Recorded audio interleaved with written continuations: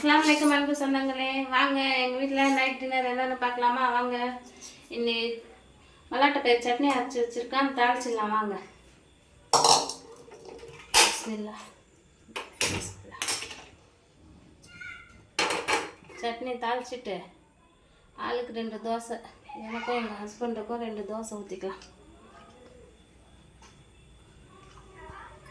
எண்ணெய் சட்னியில் எப்பயுமே அதிகம் ஊற்றாதீங்க, கம்மியாக ஊற்றுங்க, அப்போ தான் நல்லாயிருக்கும் சாப்பிட்றதுக்கு. சட்னியில் அதிகமாக எண்ணெய் ஊற்றுனா தெகுட்டும். பாருங்க சட்னி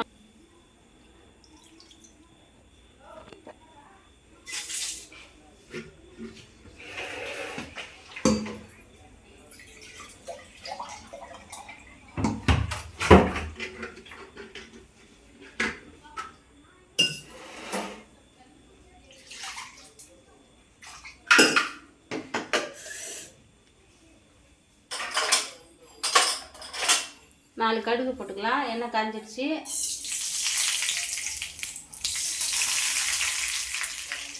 கடுகு 4 போட்டுட்டு பாருங்கள், எங்கள் செடியிலேருந்து பறிச்சிட்டு வந்தேன் கருவேப்பிலை. நல்லா இப்படி பார்த்தீங்களா, பச்சை பசேல்னு இப்போ தான் பறிச்சிட்டு வந்தேன். சட்னி தாளிக்கிறதுக்கோசரம் 2 கொத்து உருவிட்டு வந்தேன். பார்த்தீங்களா,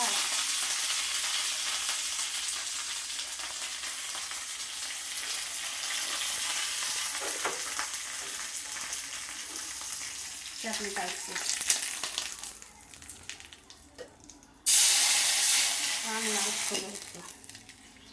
ஊற்றிக்கிட்டு வெசல் வாஷ் அப்படியே ஜாமான் விளக்க கொஞ்சம் வேலை இருக்கக்குள்ளே ஜாமாவும் விளக்கிடுவேன். அப்படியே விளக்கி வச்சுட்டேன்னா வேலை தீர்ந்துடும். இந்த மிக்ஸி ஜார் கழுவி நம்ம ஊற்றிக்கலாம், நல்லா டேஸ்ட்டாக இருக்கும். ஏன்னா சட்னி வேஸ்ட்டாக போகக்கூடாது, அதனால் தோசை ஊற்றிக்கிட்டே இருக்கிற விளக்கிடுவேன். தோசை ஊற்றிக்கிட்டே இருக்கிற ஜாமான் கூட விளக்கிடுவேன். ஏன்னா எனக்கு எப்பயுமே சிங்க்கு சுத்தமாக இருக்கணும். தூங்குறதுக்கு முன்னாடி எல்லா ஜாமான் விளக்கி வச்சுட்டு தான் தூங்குவேன். பாருங்க, சட்னி அரைச்சாச்சு. மல்லாட்டை பயிர் சட்னி தான் அரைச்சி ஆளுக்கு 2 தோசை ஊற்றி சாப்பிட்டுக்குவோம் நைட்டுக்கு. என்ன எப்போ பார்த்தாலும் நாங்கள் 2 பேர் தான் சொல்கிறேன்னு பார்க்குறீங்களா? ஆமாங்க, எங்கள் பையன் வேலை செய்கிறாரு, ஃபாரினில் இருக்கார். எங்கள் பொண்ணு படிச்சிட்ருக்காங்க. எனக்கு 2 பசங்க, பையன் 1 பொண்ணு 1. பொண்ணு படிச்சிட்ருக்காங்க, பையன் ஃபாரினில் வேலை செய்கிறாரு. போய் 7 மாதம் தான் ஆகுது.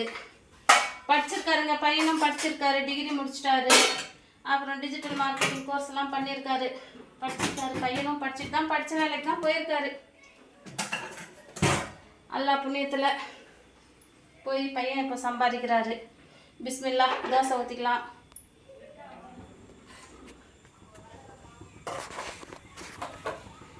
சட்னி தாளிச்சாச்சு, தாளிச்சு நம்ம வச்சுக்கலாம். கடையை மூடிட்டு வந்து தான் எங்கள் வீட்டுக்காரர் சாப்பிடுவார்.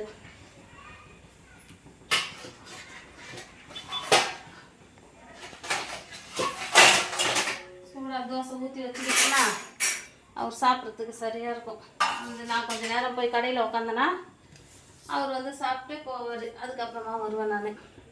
வீட்டில் தாங்க கடை சின்னதாக தாங்க வச்சுருக்கோம், மல்லிகை கடை வச்சுருக்கோம். அப்புறம் இந்த மாவு நாங்கள் தான் அரைக்கிறோம். நாங்கள் தான் அரைச்சி குடிசை தொழில் மாதிரி செய்கிறோம். மாவு அரைச்சி கொடுக்குறோம். வீட்லேயே நல்லா சுத்தபத்தமாக செய்வோம். மாவு வாங்கிட்டு போயிடுவாங்க நம்ம ஏரியாவில் இருக்கிறவங்க. மாவு வந்து மாவுலாம் பார்க்கும்போதே உங்களுக்கு தெரியும், மாவுலாம் சூப்பராக இருக்கும். மாவு மிஷின், இட்லி மாவு அரைக்கிற மிஷின் போட்டு வச்சுருக்குறோம். அதனால் நாங்களும் அப்படியே ஒரு 2 நாளைக்கு ஒரு தடவை மாவு அரைச்சி கொடுத்துருவோம். 1 கிலோ அப்படி எவ்வளோ கேட்குறாங்களோ அப்படி கொடுத்துருவோம். வரவங்களுக்கும் அரைச்சி கொடுப்போம். கல் சூடாகிடுச்சு. இப்போ நம்ம தோசை ஊற்றிக்கலாம்.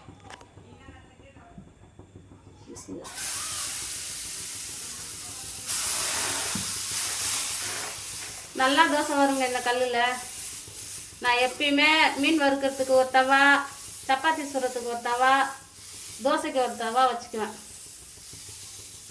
ஏன்னா சப்பாத்தி தோசை சுடுற தவாவில் சப்பாத்தி போட்டோன்னா தோசை அப்புறம் சரியாக வராது. அதனால்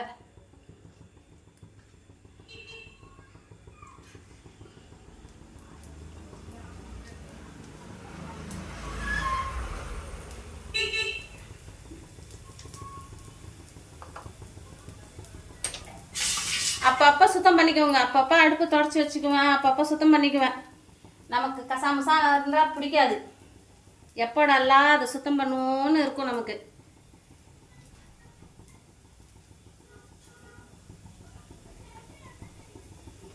பையனும் பொண்ணு இல்லாததுதான் நாங்கள் 2 பேர் இருக்கிறோம் வீட்டில். 2 பேருக்கு தகுந்த சமைக்கிறோம். ஆனால் கொஞ்சம் கொஞ்சம் சமைக்கிறதுக்கு வரல இன்னமும். எப்படி இருந்தாலும் எக்ஸ்ட்ரா தான் ஆகுது.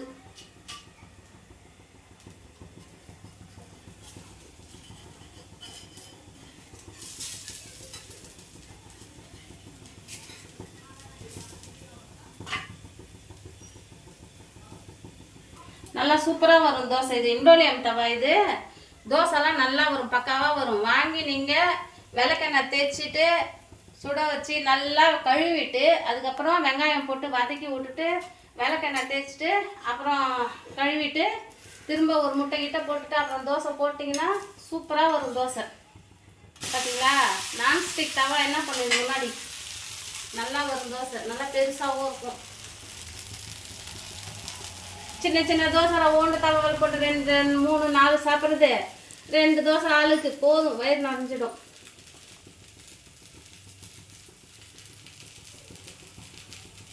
சட்னி அரைச்சிட்டு ஜாமான் விளக்கிட்டு வீட்டு வேலை முடிச்சுட்டு போய் கொஞ்சம் நேரம் தொழுதுட்டு படுத்துக்க வேண்டியதுதான்.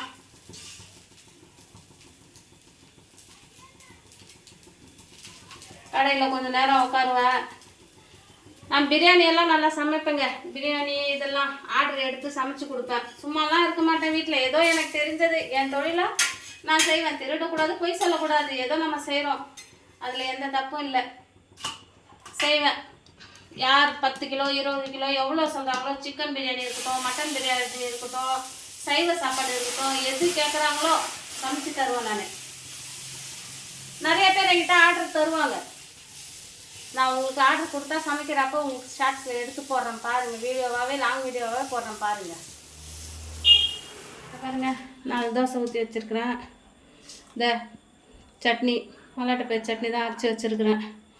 ஆளுக்கு 2 சாப்பிட்டோன்னா கதை தீர்ந்தது. இதை பாருங்கள், ஜாமான் கிடையாது. சமைச்சது மதியானம் இருந்த ஜாமான்லாம் இப்போ ஜாமான் விளக்கிட்டு நான் ஜாமான்லாம் விளக்கி வச்சுட்டேன். வெசல் வாஷ் எல்லாம் பண்ணி முடிச்சுட்டு சிங்கெல்லாம் க்ளீனாக கழுவி வச்சுட்டேன். அப்போ தான் காலையில் விடிஞ்சு கிச்சனுக்குள்ளே வரும்போது நமக்கே ஒரு நிம்மதி கிடைக்கும். அழுக்கு ஜாமான்லாம் இருந்ததுன்னா காலையில் பார்க்குறப்ப அருவருப்பாக இருக்கும். அதனால எல்லாம் விளக்கி வச்சாச்சு. இப்போ நான் சாப்பிட்டு கொஞ்சம் நேரம் டிவி பார்த்துட்டு அப்புறம் படுத்துக்குவோங்க. இந்த வீடியோ பிடிச்சிருந்தா லைக் பண்ணுங்கள், ஷேர் பண்ணுங்கள், கமெண்ட் பண்ணுங்கள், மறக்காமல் சப்ஸ்கிரைப் பண்ணுங்கள். எங்கள் வீடியோவுக்கு ஆதரவு கொடுங்க. பாய் மக்களே.